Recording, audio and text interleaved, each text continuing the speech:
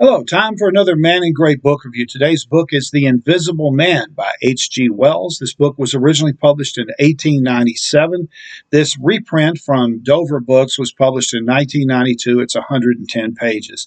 The Invisible Man is one of a trilogy of short novels that Wells wrote in the late 19th century. The others are The Time Machine and The War of the Worlds. And these three books kind of established Wells as one of the pioneers of what is now known as science fiction. The Invisible Man, though, doesn't have a lot of science in it. It's more of an Edwardian era horror story. And the novel is in three sections. In the first section, a stranger appears in the small southern England town of Epping. He's a guy with bandages all over his face, and he's wearing blue goggles and has a strange looking whitish nose. And he's wearing gloves, and he demands a room in the only hotel in the town. And he pays cash for it. And then the next day, a bunch of crates arrive with a bunch of chemicals inside. And he pulls all these chemicals into his room and locks the door. And he can be heard all day long yelling and sometimes breaking glasses and shouting occasionally. And no one knows what's going on. And this goes on for day after day. And then finally, he runs out of money to pay for the room. And the landlady confronts him and says, you have to pay or you're going to have to leave. And he blows his top. He gets really angry and he whips off the bandages on his head to reveal nothing underneath. It turns out he's an invisible man. And of course, everyone panics and freaks out.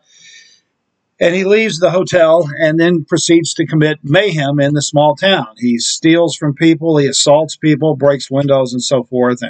And just as they're trying to figure out what to do to stop him, he suddenly disappears. He goes to another town.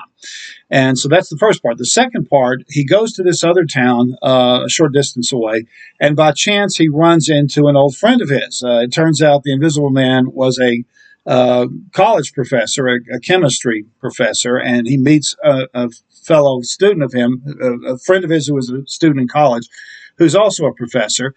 And he reveals his secret. And the middle section is the part that kind of drags a little bit because there's a lot of exposition. There's a long monologue where the Invisible Man tells how he became invisible.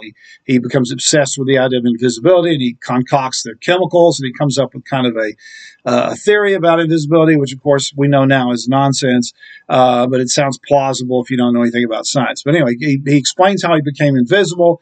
And it turns out when he was in Epping, he was trying to reverse the invisibility, but it won't work. And so he apparently is stuck permanently being invisible.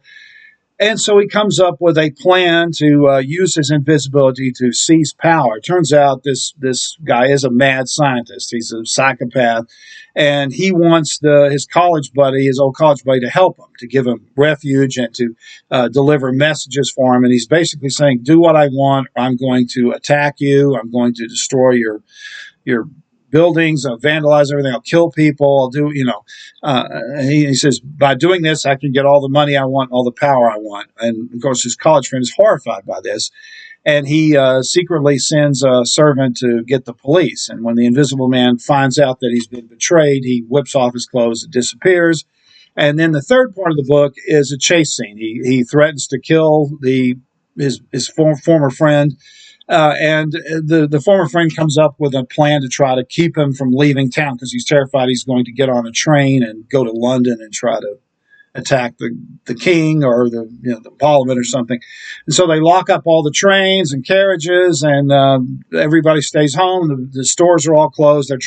They know he has to get food.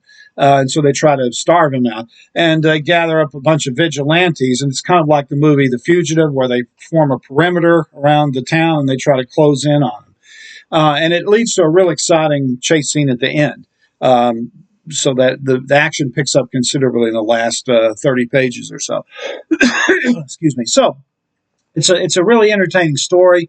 It's of course not plausible at all, really, and especially nowadays. If someone was able to somehow turn themselves invisible in the 21st century, it would not be hard at all to find them, because even if you're invisible, you can still be seen through infrared because your body gives off body heat. You can't stop that.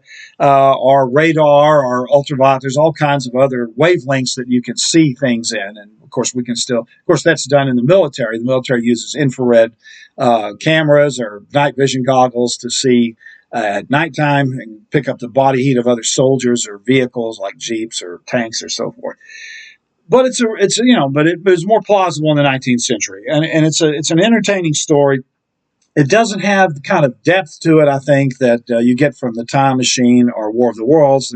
There's less philosophical discussion, and it's more just kind of a thriller. But it's a really well done book. So if you're looking for a classic book that's fairly short, it's only 110 pages, and although it does drag a little bit in the middle, it's a pretty fast paced story. It's not one of those Victorian era novels that goes on for 800 pages and there's 20 pages of descriptions of everybody and so forth. It reads more like a modern kind of thriller, and so if you're interested in reading a classic book and you've never read any H.G. Wells, this is an excellent place to start. The book is The Invisible Man. The author is H.G. Wells. This has been another Man in Great Book Review.